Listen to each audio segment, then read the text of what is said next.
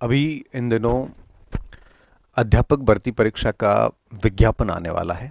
और जैसा कि बोर्ड के जो चेयरपर्सन हैं आलोक राज सर, उनका एक ट्वीट था कि भाई हम 7 नवंबर को विज्ञापन जारी करेंगे, ऐसा उन्होंने ट्वीट किया था। और उन्होंने लिखा है कि भाई हम अभी 7500 पदों पर ही काम कर रहे हैं और इसमें स्पेशल एजुकेशन की जो सीट है वो बिल्कुल शून्य है। अब ये हो जाने के बाद में कई सारे बच्चों में एक तनाव भी है, और देखो होगा भी तनाव।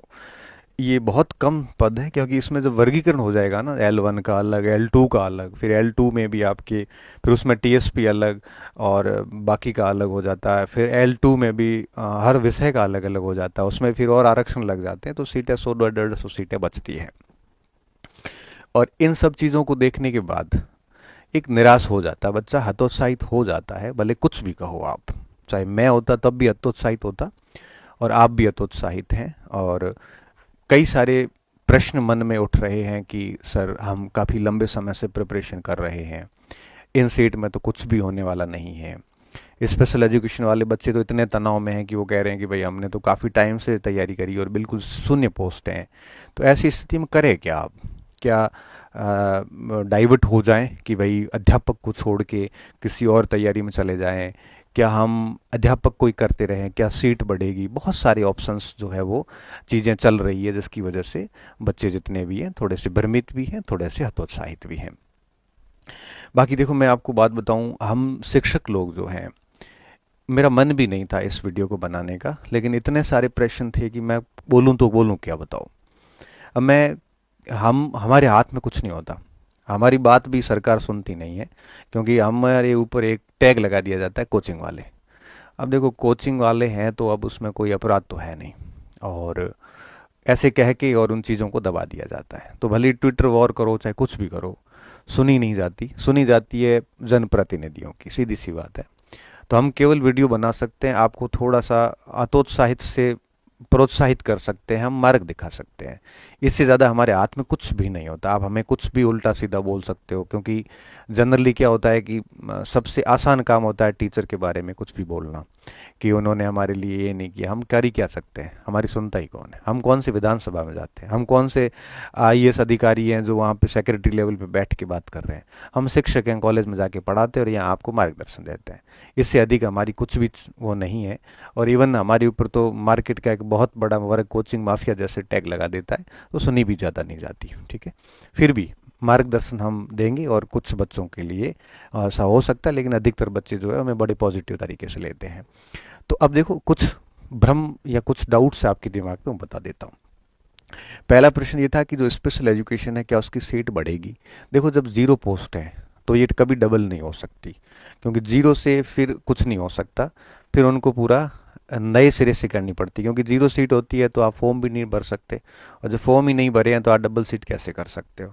तो स्पेशल एजुकेशन में अभी सीट बढ़ने की संभावना जो है वो इस समय तो नहीं है, लेकिन जब फॉर्म आएंगे तब हमें पता चल जाएगा कि क्या स्थितियां बनती हैं।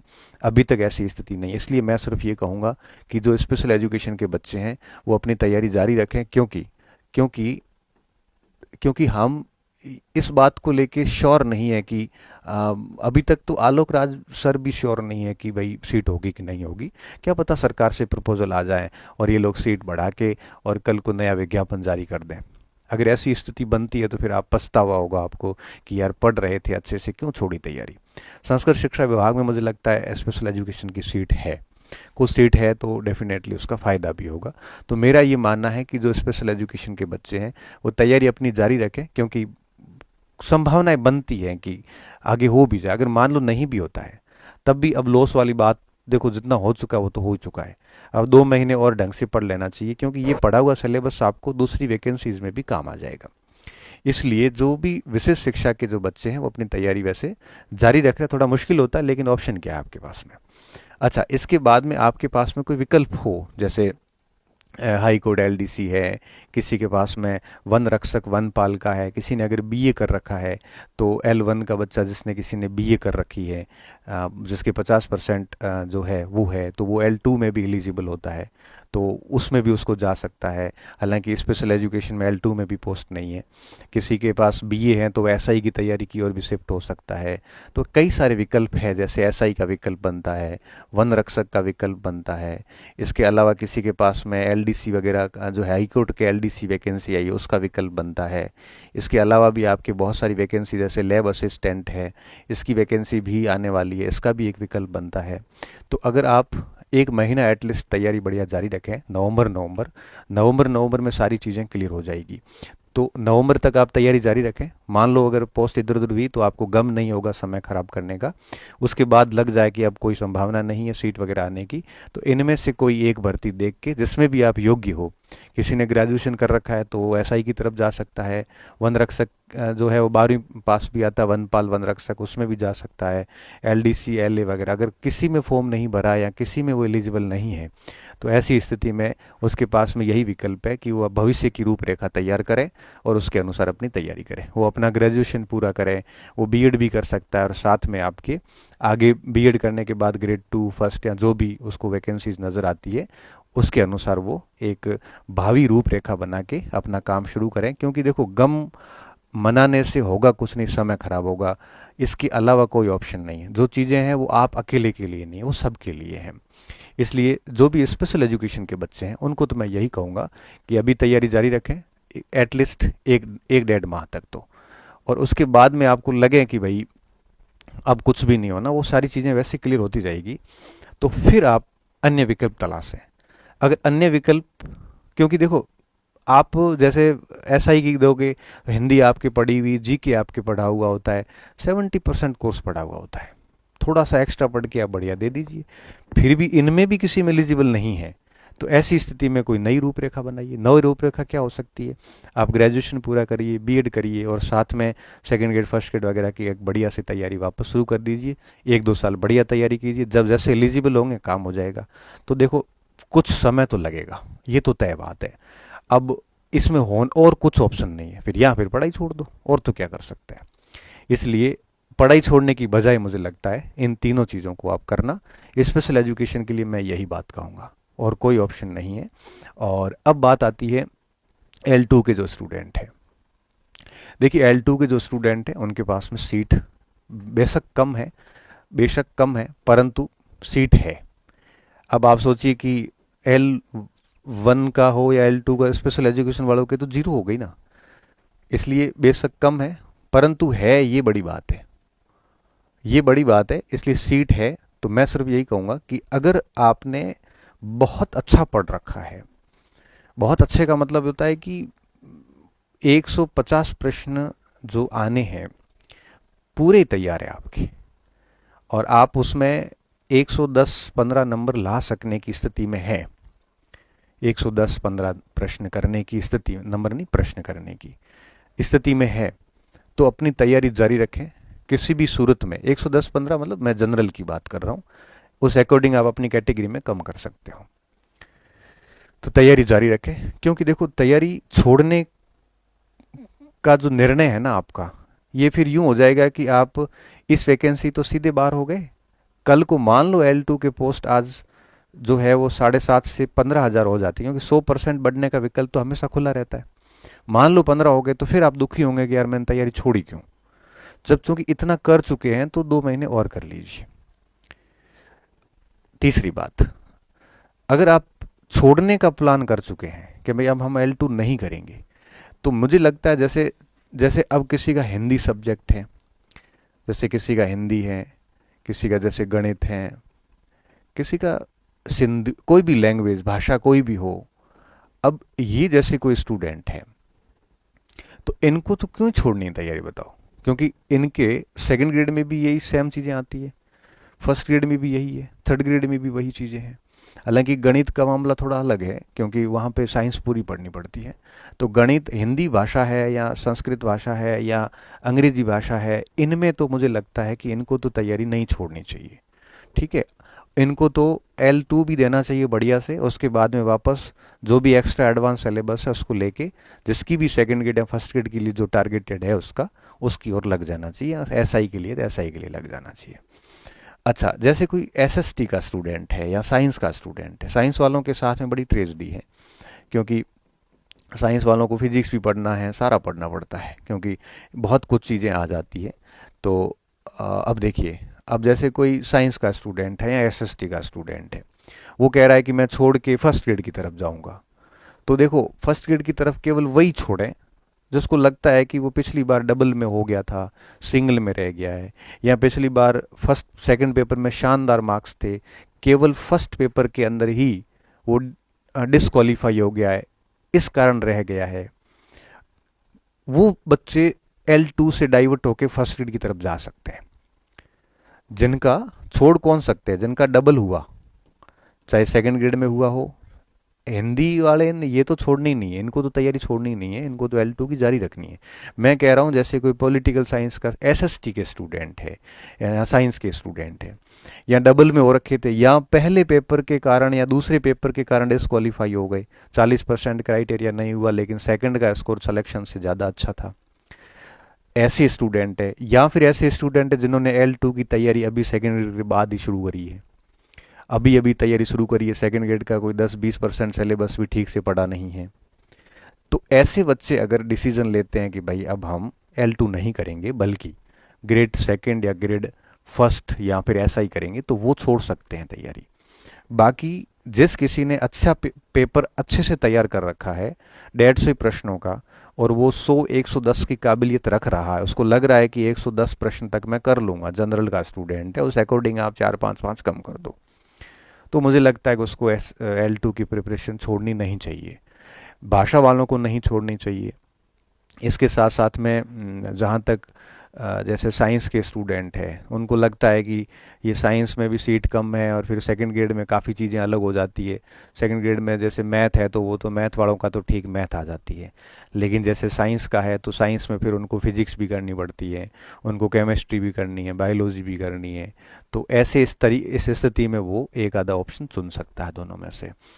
और जिन्होंने L2 को बहुत नहीं पढ़ा है, अभी कोई 20-30% सिलेबस ही पढ़ा है, लेकिन उनका सेकंड और फर्स्ट ज़्यादा अच्छा है, तो उनको समय नहीं खराब करना चाहिए L2 पे, उनको सीधे शिफ्ट हो जाना चाहिए। किस पे? सीधे चले जाना चाहिए सेकंड या फर्स्ट पे। अब मेरे पास आप आओ कि सर मेरा सेकंड ग्रेड का पेपर बहुत ख़राब गया, मेरी तैयारी अच्छी थी और सेकंड ग्रेड की ही मैंने तैयारी करी थी, उसके बाद मैं L2 पे लगा हूँ, अब मैं क्या करूँ? तो मैं तो कहूँगा तू सेकंड ग्रेड की जारी रख, L2 पे मत जा। क्यों? L2 का सिलेबस बढ़िया पढ़ रखा है, तो फिर L2 की सॉरी सेकंड ग्रेड का सिलेबस बढ़िया पढ़ रखा है, तो फिर सेकंड ग्रेड की करो, फिर क्यों L2 पे आप अपना समय खराब कर रहे हो? अगर आप मुझे पूछोगे कि सर फर्स्ट ग्रेड का बहुत खराब गया मेरा, एक पेपर एक में मेरे बहुत अच्छे थे, और उसके बाद मैंने एसएसटी की तैयारी या फिर L2 की तैयारी कुछ महीने करी थी, ज़्यादा सिलेबस तैयार नहीं है, लेकिन मुझे फर्स्ट ग्रेड में ज़्यादा अच्छा लग रहा है, तो उधर चले जाइए। अंतरात्मा से पूछिए आप, ये बहुत बड़ी चीज़ होती है। मेरे कहने से और किसी और के कहने से डिसीजन लेने की बजाय खुद से पूछिए कि आपको क्या अच्छा लग रहा है इसमें। आपको लग रहा है कि मेरे लिए L2 इस समय ठीक है, सेकंड ग्रेड में मेरे मेरे पार नहीं पड़ेगी, तो L2 पे लगे रहिए। तो निर्णय लेते वक्त बहुत सोच समझ के निर्णय लीजिए, क्योंकि डिसीजन बहुत महत्वपूर्ण होते हैं। डिसीजन ही तय करते हैं कि व्यक्ति कैसा बनेगा। डिसीजन ही तय करते हैं कि आप किस ऊंचाई तक जाने वाले हैं। डिसीजन ही तय करते हैं कि आपके फिर परिणाम क्या रहने वाले हैं। डिसीजन बहुत महत्वपूर्ण चीज़ें होती है, और डिसीजन लेने में कभी जल्दबाजी नहीं होनी चाहिए। डिसीजन लेने में कभी भी बाहरी कारकों का आपके ऊपर प्रभाव नहीं पड़ना चाहिए। डिसीजन जब भी लेते हो सबकी सुनो अच्छे से, सबकी सुनने के बाद में आराम से एकांत में बैठिए, बैठने के बाद में तय करिए कि मुझे आगे क्या करना है, ठीक है, और उसके बाद में आगे जो है वो डिसीजन ले लो। डिसीजन लेने के बाद फिर वापस मुड़ के नहीं देखना है, क्योंकि बार बार रास्ता चेंज करने से सारी चीजें, कोई मंजिल कभी नहीं मिलती। अभी आप बढ़िया L2 की शानदार तैयारी कर रहे थे, अभी आप छोड़ के कहोगे नहीं मैं फर्स्ट की तरफ जाऊंगा, दोनों यहाँ से चली जाती है। हाँ, आप ये डिसीजन कब ले सकते थे? जब आपका फर्स्ट ग्रेड का सारा सिलेबस पढ़ा हुआ, शानदार तैयारी थी, आपने वो छोड़ के L2 किया था, तो फिर L2 छोड़ के आप सेकंड ग्रेड की तरफ जा सकते हैं, फर्स्ट ग्रेड की तरफ जा सकते हैं। आपको पता है ना ये आपने कितना सिलेबस तैयार किया, ये तो आप ही तय कर सकते हैं। इसलिए इन चीज़ों का थोड़ा ध्यान रखें। अब बात आती L1 की। अच्छा, इसमें कई बच्चे ऐसे भी हैं जिनका ऐसा ही टारगेट है, तो मुझे लगता है कि एसएसटी सपोज इसने ठीक से पढ़ा और साथ में आप ग्रामर पढ़ लेते हो, तो आप एसआई के लिए भी बढ़िया ऑप्शन है आपके पास में, तो उसकी तरफ भी जा सकते। अगर एसआई की तरफ जाते हैं तो फिर आपके हाथ में फर्स्ट ग्रेड सेकंड ग्रेड दोनों ही जाएगी। हाँ, L2 और एसआई दोनों एक साथ की जा सकती है। अभी से आप एसआई की तरफ चले जाते हो धीरे धीरे, और साथ में हिंदी पढ़ते रहो बढ़िया, और इसका जीके भी पढ़ते रहो, किया जा सकता है। रिस्क मत लेना, वो आपको अगर लगे कि मैं कर सकता हूँ देन गो विथ इट। अब आता है L1। L1 के पास में हालांकि सीटें ठीक ठीक है, L1 की 4-5 हज़ार सीटें हैं, आगे बढ़ भी सकती है, क्या पता बढ़ भी जाए, नहीं भी बढ़े तब भी L1 की पास में ये L2 वाली तरह झंझट तो है नहीं, क्योंकि हाँ L1 वाले L2 में भी एलिजिबल हो जाते हैं हिंदी वगैरह में। तो बाकी देखो, L1 के स्टूडेंट को मुझे लगता है कि ज़्यादा चिंता विंता ना करके L1 पे जारी रखना चाहिए, क्योंकि L1 में सीट भी ठीक है और साथ साथ में L1 वाले के पास में बहुत अधिक विकल्प भी नहीं होते हैं। तो ये करिए, बाकी इस सारी राजनीति से दूर रहिए, और सरकार को जो करना होता है वो सरकार वैसे ही करके रहती है। जो भी चीज़ें होगी नवंबर में हमें पता चल जाएगी। अब इतना मैं कह सकता हूँ कि अगर अभी ये छोटी छोटी वैकेंसी आ रही है, इतनी सारी डीपीसी वगैरह सब अटकी भी पड़ी है, तो आगे एक साथ बड़ी वैकेंसी खुल सकती है। तो ये सब पड़ा हुआ है, कोई डिसीजन लिया हुआ है तो निश्चित तौर पे आगे आपको फ़ायदा देगा। मैं सिर्फ इतना जानता हूँ कि कोई भी स्टूडेंट आगे 2026, 2027, 25 तो गया, ये 2 साल किसी एक ही भर्ती को पकड़ के तरीके से लगा रहेगा ना, भले सीट कम हो इस समय, तो वो इन 2 सालों में इस सरकार में वो नौकरी ले लेगा। बस तरीके से उसके पीछे लगा रहना पड़ेगा। ऐसा नहीं हो कि आप 4 महीने इसकी तैयारी करो, फिर 2 महीने उसकी करो, फिर 3 महीने इसकी करो, ऐसा नहीं चलेगा। एक वैकेंसी को चुन लो बस, और उसके पीछे खा पी के लग जाओ, तब तो काम बनेगा। आप सोचोगे कि 2 महीने इसकी करूंगा, 3 महीने इसकी करूंगा, 4 महीने उसकी करूंगा, फिर आप कुछ नहीं, कोचिंग्स के एप्लीकेशन डाउनलोड करोगे, बैच लोगे, कंटेंट इकट्ठा करोगे, पढ़ एक भी नहीं पाओगे। बेहतर होगा कि आराम से बैठिए, फुर्सत से बैठिए, और आप ये सोचिए कि ये केवल आपके साथ नहीं है, ये सारी मार्केट के साथ में है। बस बैठ के सोचिए कि भाई मुझे फर्स्ट ग्रेड करना है, मैंने इतिहास में किया था, आगे करना है, बस उसके पीछे अब लग जाओ 2 साल के लिए। अगर आपको लग रहा है कि मुझे सेकंड ग्रेड करना है, मेरे लिए वो ज़्यादा बेहतर है, बस उसके पीछे लग जाइए आप। एक नहीं तो दूसरी वैकेंसी में होगा। आपको लग रहा है कि फर्स्ट ग्रेड सेकंड ग्रेड मेरी लाइन से बाहर है, मुझे अध्यापक करना है, बस लगे रहिए उसके पीछे, तो मिल जाएगा कुछ न कुछ, 1 साल 2 साल के भीतर मिलेगा। और साइड में आती है छोटी छोटी भर्तियां, वो देते रहो, लेकिन हिट में टारगेट एक ही तय करके रखो, तब सारी चीजें बढ़िया होती। बाकी देखो, स्थितियों के अनुसार अपने निर्णय बदलने भी पड़ते हैं कई बार। अब इससे ज्यादा हम कोई सहायता कर नहीं सकते आपकी, हम सिर्फ आपको मार्गदर्शन दे सकते हैं, वापस उठाकर अंगुली पकड़ के चलाना शुरू करवा सकते हैं। इसके अलावा ना तो मैं भजन लाल शर्मा हूँ, ना मैं उच्च शिक्षा मंत्री मदन दिल्हावर हूँ, और ना मेरे हाथ में कुछ है। मैं सिर्फ आपसे बात कर सकता हूँ, आपको थोड़ा ठीक महसूस करवा सकता हूँ। बहुत बहुत धन्यवाद विद्यार्थियों, अच्छे रहिए, मस्त रहिए, और हाँ, एक टारगेट लेके पढ़ते रहिए। पुनः धन्यवाद।